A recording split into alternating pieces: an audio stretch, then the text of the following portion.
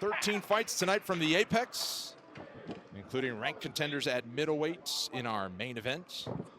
But to start, Duben in red, the underdog again, Judice in black.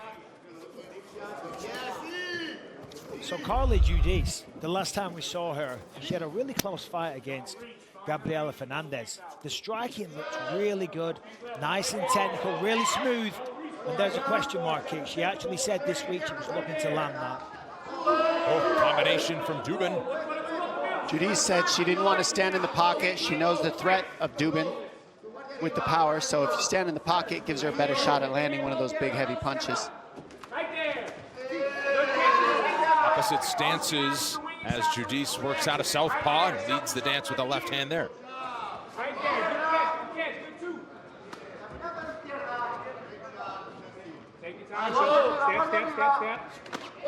And there's the shot. That's exactly what it was. Oh, nice left hand by Judice down the pipe. Yeah, Judice, she's really technical on the feet. Great footwork, always on balance. Oh, nice left hand. Judice is pumping that left hand in there. Just picking her apart from the outside, taking advantage of the height and the reach advantage. I love the teep kicks to set up that left hand. That's what she's doing so well, Judice. She's throwing that back leg, teep kick, and then the left hand to follow over and over, and she keeps firing it from that southpaw stance. Yeah, and it's a great weapon to keep the shorter fighter at range as well. Anytime they try and come forward, blast that front kick, keep it. Oh, got her. Left and kick that's puts Duben out beautifully. The shoe is on the other foot. Judice starting the night out with a first-round knockout. That was incredible. You don't see that very often. It was straight to work with left hands.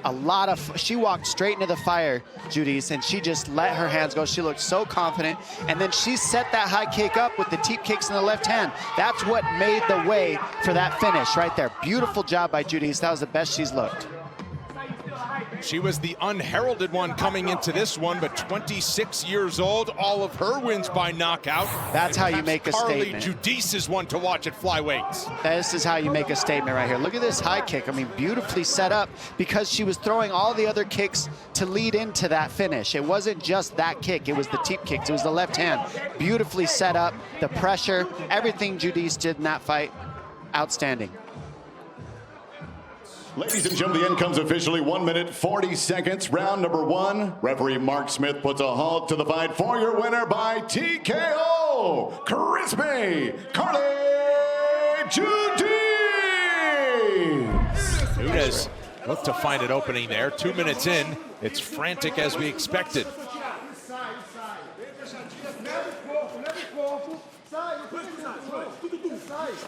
Ooh, there's an uppercut. Oh, yeah, they're wobbling at each other. Yeah, they're absolutely trading power shots. It's great. It Love is. it. Perfect way to spend the Saturday afternoon.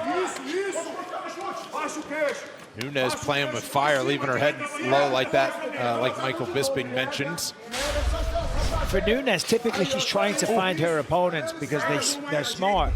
They circle, they stay out of range. Wow. But Cachoeira is standing right there, firing straight back. So it's going to feel kind of... Oh, there's the uppercut. You were talking about it. Wow. Zombie Girl turns her opponent into one. Out. In a stunning knockout here in Las Vegas. Cold. Uppercuts were there. We saw it, and she saw it too. Landed it, got the finish. What a nice uppercut. Yeah, I mean, that was pretty. Turned the lights out on Josiane Nunes. Yeah, I want to see the replay on this one. Let's take a look here. We talked about her dropping her head.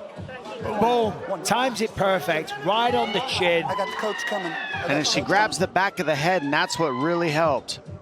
I mean, it's like a tie clinch uppercut. We saw Justin Gaethje land the same punch just recently. You grab the back of the head and you just wing the uppercut as hard as you can. The head can't move. Wow, lights out. Ladies and gentlemen, the end comes officially 2 minutes, 46 seconds. Round number one, your winner by way of knockout, Priscilla Zombie Girl Cachoeira.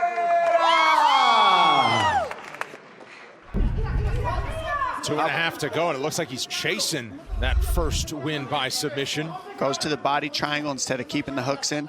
These are decisions that you want to watch, that if you're a grappling style fighter, you're watching these moments of Lima and you're seeing how he chooses things. Is he going to keep the back? Does he go body triangle? Does he keep his hooks in? Does he get the choke? Does he not? These are all moments that matter for future fights for Lima. Oh, nearly under the chin. And this is great to see for Andre Lima, 26 years old. So Gets it done. And that's what we were talking about. He broke him down, beat him down until he got the submission, made the submission a little easier to get because he caused so much pain to Barez before that submission. That is how you systematically break down a fighter in mixed martial arts until you get the finish, especially if they're as tough as Barez. Still undefeated, 11-0, Andre Mascote Lima gets it done. His first win by submission. This is a flyweight prospect on a rocket ship toward the top.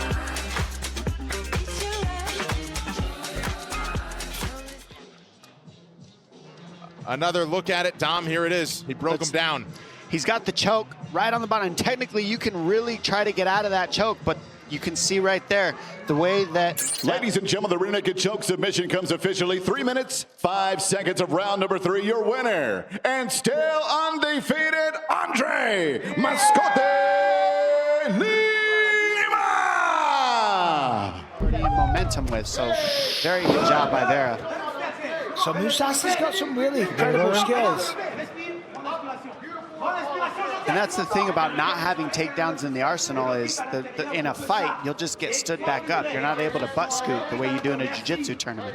So you got to stand up to your feet and you got to look for the takedown. And if you want to talk about adversity, which a lot of fighters have been through in their life, they wind up taking the path of a professional fighter. I can only imagine what this young man has been through. Life is definitely not easy, which is, as much as he would say, he didn't really go into too much detail, but he just said, life's hard. We'll leave it at that. Yeah, but he takes a lot of pride in still living in the Congo, training there, and wants to stay there and represent what's possible if you put your head down and dream big. Yeah, rightly so. And so far, sets him up for another kick, and now tries to round him up. Choke. Beautiful job by chin. Musasa still fighting hands. Yeah, I could have sworn that was done. Wow, it might be now. There's the tap. Carlos Vera, biggest dog on the card. He goes head kick to rear naked choke. What a moment in Vegas. Same side attack. So he threw the right hand and followed with the kick. Beautiful execution, and he's been all over the place with his kicks. So to be able to set that up was just perfect. He said he was going to show us something. He wasn't at full form in his debut. Hey. Man, did he tonight. He certainly did. He showed us a lot. He showed us that he's got devastating power, finishing instinct. I mean, look at that. Lands that head kick, drops him, and just jumps on him like a cat straight away. And it wasn't the first flush head kick that he'd landed all five, but look at the athleticism, the way that he brought that leg up so high. Musasa eats the canvas, goes down, and then boom, quick as a flash, jumps on his back. Musasa was fighting the hands as well, adjusted the grip, gets the win. Beautiful work. And man, that's where you're going to see Musasa look at this film and say, okay. Ladies and gentlemen, the rear naked choke submission comes officially 3 minutes, 16 seconds, round number 1. Your winner, Carlos Pequeño Vera! So now he's got Acosta backing up a little bit. Got to build on this. Spann switches to southpaw here. Now he switches back, and Cortes-Acosta mirroring him. Well, Spann wants that right hand, but you see how he leans super heavy to the right side, Cortes. So he can't land the right hand. So Spann's having a tough time finding the right hand, and that's what's throwing him off. He needs a left kick, the way Bisping's saying. And A jab and a left kick will help him. And Spann hasn't attempted a takedown attempt yet. Not a classic shot anyway. When he backs him up against the fence here, that's his opportunity to shoot, drive him in against the fence, get the hands behind the legs and pick him up. Cortes-Acosta landed a few big ones. Spann a little woozy on his feet. There's a shot. To take down, perhaps in desperation with 30 seconds left. Let's go. Big They are shots on the nasty ground. blows. High shell for Spann as he backs to the fence. Oh, gosh, Florida. And Waldo Cortes-Acosta flash knockout. And that will do it. Salsa Boy is tricky to deal with. Stack up another W for the Dominican. That final shot was sickening. Wow. Heavy, heavy shots. And the ref gave him a chance to get it together, and he didn't. Good job by the ref. What was a flash knockout, you could see Spann dropped like a sack of hammers, and then he kind of woke back up only to eat a few more finishing shots. So left hook right on the button. That sits him down. I thought he was done there. Comes round, starts dropping hammer fists. Boom, little check left hook. Nicely done from Acosta. We'll wait for this shot here. Boom, that one there. Ladies and gentlemen, the end comes officially 4 minutes, 48 seconds of round number 2. Your winner by TKO, Waldo Salsa Boy Cortes-Acosta. Kevin there, good timing.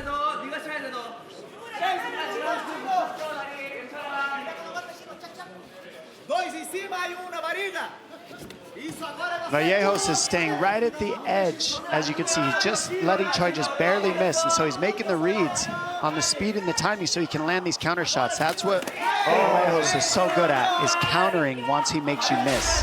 He really commits to as well, beating down the body. A lot of body work from Vallejos, but got to be careful. Anytime you go to the body, the chin's exposed. Choi kind of clipped him there, made him pay for it, so be a little more sparing with that.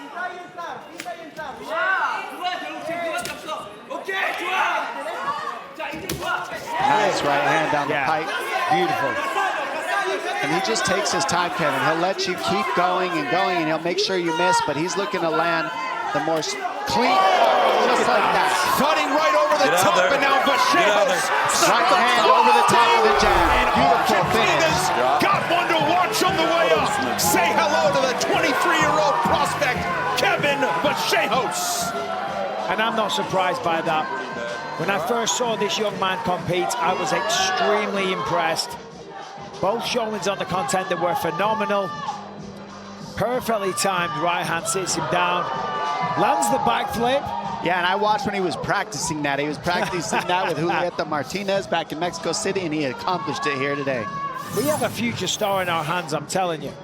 Now for a look at tonight's blazing knockout moment, brought to you by Buffalo Wild Wings. Let's take a look at this finish. He waited for the right hand to finish this one. Instead of the jab, he pulls it out with the head movement. Look how he dips his head side to side, pulled out the right hand. Look how he throws it right when he wants. Boom!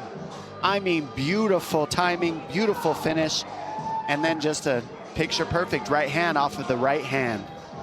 What a counter. And when big things are expected, what a way to deliver on the hype. And what a way to polish it off. Perfect backflip. Look at that. Ladies and gentlemen, the end comes officially 3 minutes, 9 seconds. Round number 1, your winner by TKO, Kevin El Chino Vallejos. Ribeiro has got the Kimura here, so Nurgozhay's got to be careful because he's got the correct leg positioning, and there it is, it's past the body, and this is dangerous now. He's going to use the leg so that Nurgozhay doesn't roll over. He's lost it, he's lost it. But if he's there's the tap, he did it! That's how you finish. Use it to reverse and finish. Undefeated no longer is dear Nurgozhay. Brengerson, Ribeiro, back-to-back wins. Not bigger than that one. And that was picture-perfect Kimura. That's how you finish it. You follow when they roll over the top. You keep cranking it towards the head until they tap. Great job by Ribeiro to be able to follow through with that Kimura. And that's going to feel really good. Not only has he beaten an undefeated opponent, the first person to beat him, finishes him via submission, but also when the man missed weight by 4.5 pounds. It's just a nice ball don't lie, as they say on the hardwood. Say that again. Ball don't lie. That's what they say in basketball. That's a basketball term, Mike. All right. I love it. Regardless, I love this submission more. Look at that. That is extremely painful. Beautiful work. Crazy power out of Ribeiro to be able to finish that Kimura from that position. I mean, he had the half guard in the Ladies opposite. and gentlemen, the Kimura submission comes officially 1 minute, 28 seconds. Round number 2 for your winner, Brengerson, the Gorilla. Blackshear to get into this open position where he's got a Kimura attempt, or he's got these elbows that he can land from this crucifix position too. You got one under a minute. Yeah. Right now he's on the... Oh, he's got it. He's got it. There it is. There's the tap to Blackshear. Weathers the early storm, dominates on the ground, and gets the tap out in round 2. Beautiful first round that we saw from Gibson, but Blackshear weathered the storm, and he was just able to slowly out-technique Cody Gibson in the grappling. His black belt really paid dividends in this matchup. Blackshear won with his black belt in this fight. Beautiful sweeps, beautiful submission attempts from the front chokes. Now to the Kimura. Look at how he finishes this. He's over the top of the head of Gibson. Picture perfect, steps over. We've seen guys like George St. Pierre finish this choke on Matt Hughes and other people. This is a very basic, high-profile. From there, you got no choice but to tap. Otherwise, Ladies and gentlemen, the Kimura submission comes officially 4 minutes, 9 seconds of round number 2 for your winner, Damon, the Monster Blackshear! advantage. Primarily what we've seen is Choi and Njokuani controlling the range and being the one forcing Dos Santos on the back foot. Strategically, that's just a big mistake. So Dos Santos is going to start going forward, minimizing the reach and the range, using feints, level changes, footwork, head movement to get on the inside, land his own shots, get a takedown, whatever he's trying to do. But standing at range won't work unless it's something spectacular like a spinning capoeira kick, which we have seen. He sets him down. This could be it. That knee in the... And the elbows put it on full 12-6. And Chidi bang bang is back in the knockout column. What a finish. This man is so dangerous. He pretty much fought that entire fight with kicks and kept the distance where he wanted, picked him apart, and then kneed him when he tried to get into the pocket. I mean, that is Muay Thai 101. If you want to learn Muay Thai, watch this man. 3 for 3 in the UFC's welterweight division. 170-pounders, look out! Yeah, I mean, all the way through, we saw fantastic striking. I talked about the knees in the tie clinch. Look at that one, right on the chin, sits him down. Beautiful. Tries with that right hook, that didn't connect. Gets a hold of the neck, left knee, boom. Just catches the jaw, sits him down. Nasty elbows for the finish. Yeah, that was an incredible finish. I mean, that's so hard to get a hold of Santos, much less on the move like that. He grabbed double knee. Ladies and gentlemen, the end comes officially 2 minutes, 19 seconds of round number 2. Your winner by TKO, Chidi Bang Bang!